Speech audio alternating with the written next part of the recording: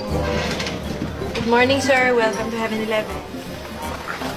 Miss, hold up to Buksan mo yung kaha, ibigay mo sa akin lahat ng pera. Ngayon, dali. Sir, hindi ko po mabubuksan yung kaha. Bakit hindi mo mabubuksan? Kasi wala pa pong binibili. Kailangan po muna yung bumili. Ang bihira naman, oh. Nang-hold up ako, tapos bibili ako. Hindi ko mabubuksan yung kaha. Sige, sige.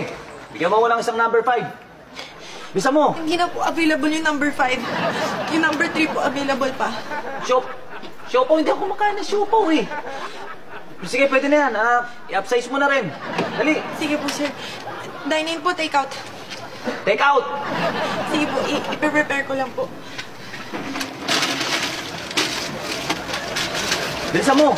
Ito na po. Number 3 po lahat. Ako na yung siopaw. Ako na yan. Ako na yung siopaw. Ako na yan. Sir, magbayad po muna kayo. Pag binigay ko, tapos takbuhan niyo ako, tapos hindi ko. Bihira naman to. Kailangan ko magbayad eh. Oo.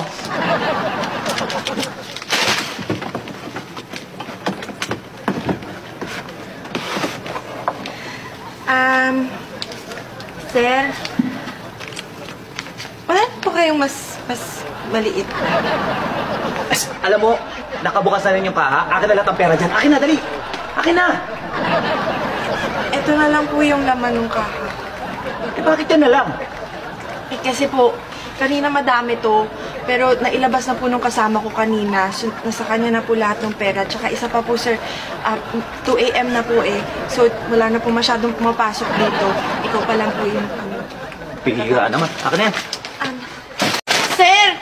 Hindi niyo pa po nababayaran yung number 3. Oh. Ang kulit niyo naman, sir eh. Wala nga akong pambarya dito. Wala na ba kayong mas maliit?